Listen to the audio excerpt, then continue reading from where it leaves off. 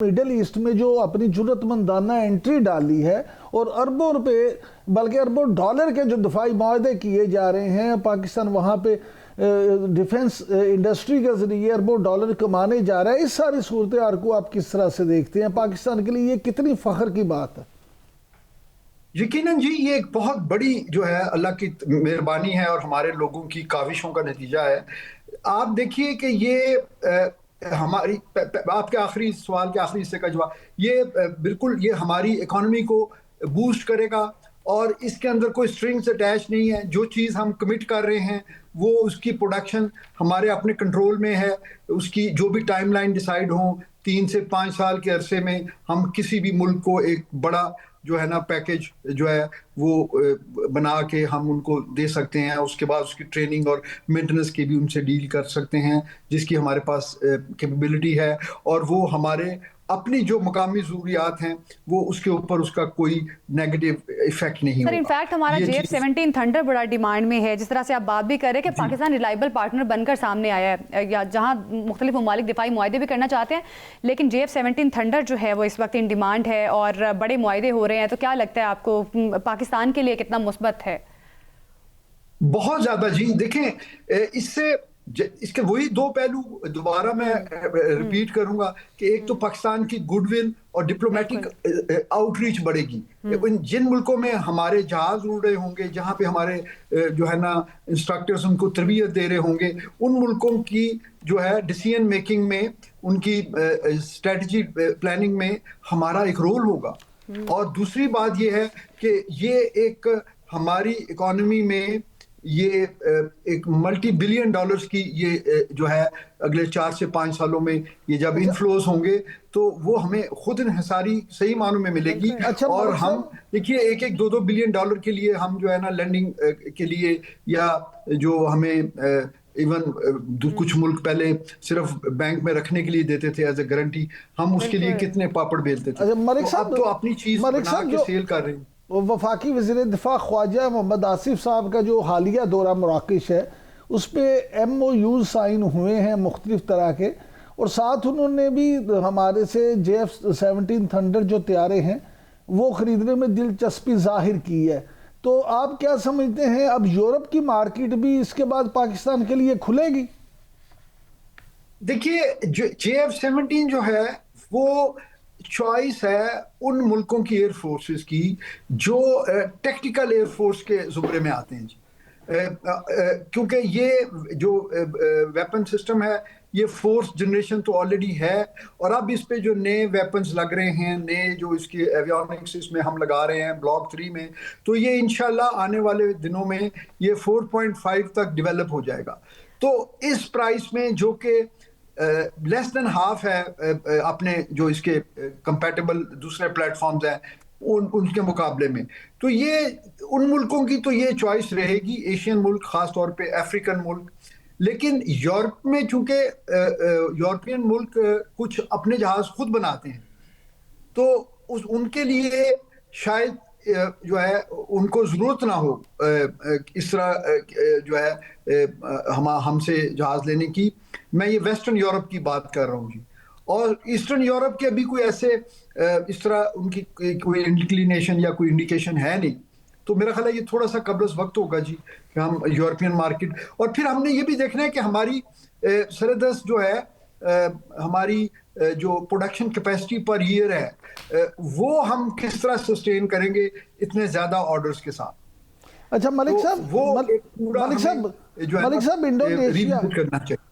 Indonesia की तरफ से JF-17 थंडर की डिमांड के बाद ऐसी खबरें भी सामने आई थी कि चीन के साथ मिलके इस प्रोडक्शन को बढ़ाया भी जा रहा है। इस हवाले से आपके पास क्या खबरें? देखिए जी, अभी भी चीन और पाकिस्तान चंदू और कामरा में रिस्पेक्टिवली ये दोनों जगह पे इसकी प्रोडक्शन हो रही है। और ये दोनों मुल्कों ने ये पहले अपने जो एजिंग फ्लीट्स था चाइनीज ओरिजिन का उसको रिप्लेस करना था और फिर आहिस्ता आहिस्ता सेल की तरफ जाना था इसकी। तो अब हम उस स्टेज पे जाहिर है कुछ सालों से आगे हुए हैं। लेकिन सेल्स दोनों मुल्कों ने इंडिपेंडेंट रखी हुई थी एज पर द एग्रीमेंट, और जो रिसर्च एंड डेवलपमेंट है वो जो है वो कॉमन है। तो टू बी ऑनेस्ट मैं इस पे कमेंट नहीं कर सकता कि अगर इस तरह की कोई थिंकिंग है कि हम सेल्स को भी इंटीग्रेट कर लें और उसकी प्रोडक्शन बढ़ा के ये जो क्लाइंट्स हैं उसके लिए जाहिर है हमें अपना जो बेसिक एग्रीमेंट्स हैं उनको रिविजिट करना पड़ेगा। बिल्कुल, बेसिक एग्रीमेंट्स को रिविजिट करना, प्रोडक्शन को खास तौर पर बढ़ाना पड़ेगा। मलिक साहब, कुछ तजियाकारों का ये मानना है कि ईरान पे हमला सिर्फ इस वजह से अभी तक नहीं किया गया क्योंकि ईरान ने जो पासदारान इनकलाब हैं उन्होंने पासदारान ईरान ने हाइपरसोनिक मिसाइल जो हैं वो इसराइल के तमाम शहरों को टारगेट करके सेट कर दिए और उन्होंने ये कह दिया है, ये पैगाम दे दिया है कि अगर अमेरिका ने हमला किया तो इसराइल के शहरों की ईंट से ईंट बुझा दी जाएगी। इस बात ने शायद अमेरिका को रोक रखा। और सर एक ये भी वजह है, कतर, ओमान, मिस्र ने भी अमेरिका को समझाने की कोशिश की। मैं उसी तरफ आ रहा था जी सर जी, मैं उसी तरफ आ रहा था। देखें वो इसराइल पर पिछले जो उनकी हुआ जंग हुई मुख्तसर सी जो एक उनकी एंगेजमेंट हुई उसमें भी उन्होंने इसराइल को नुकसान पहुंचाया। अमली तौर पे जो है उनका जो एक प्राइड था, उनका जो एयर डिफेंस सिस्टम था उसको उन्होंने पेनिट्रेट किया और कितना डैमेज किया उस चीज से कते नजर, लेकिन वो जो एक क्रेडिबिलिटी थी इजराइल की एक बड़ी फॉर्मिडेबल फोर्स के तौर पे, वो चीज इररिपेयरेबल उसको डैमेज हुआ। अब अगर ये दोबारा इस तरह की कोई हरकत करते हैं तो इजराइल का तो नुकसान होगा।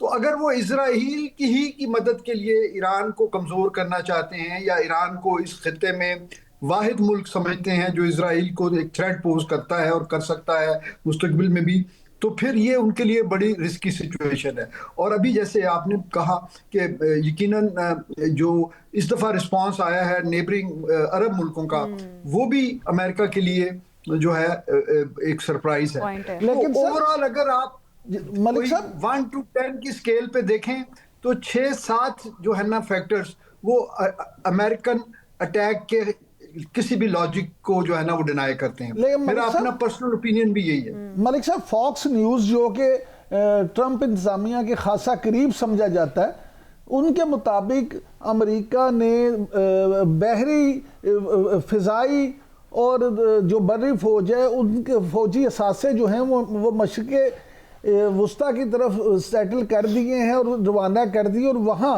पूरा जाल बिछाना शुरू कर दिया है। इस सारे मामले को आप किस तरह से देखेंगे? देखिए जी, ईरान जो है वो इराक नहीं है। ये चीज अमेरिका को बड़ी अच्छी तरह पता है कि पहले इराक के मामले में उन्होंने एक हाइप क्रिएट की, वेपन्स ऑफ मास डिस्ट्रक्शन, फिर उन्होंने एक जो उनकी रिपब्लिकन गार्ड्स थी उनको इतना बड़ा करके दिखाया जैसे वो दुनिया की सबसे बड़ी फौज है।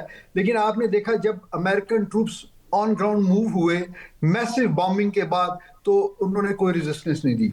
लेकिन इस सूरत में अमेरिका या इजराइल वो ये कभी भी ये हमाकत नहीं करेंगे कि वो ईरान में अपने जो है ना बूट्स ऑन ग्राउंड करें। तो उसके बगैर तो यहाँ कुछ नहीं हो सकता।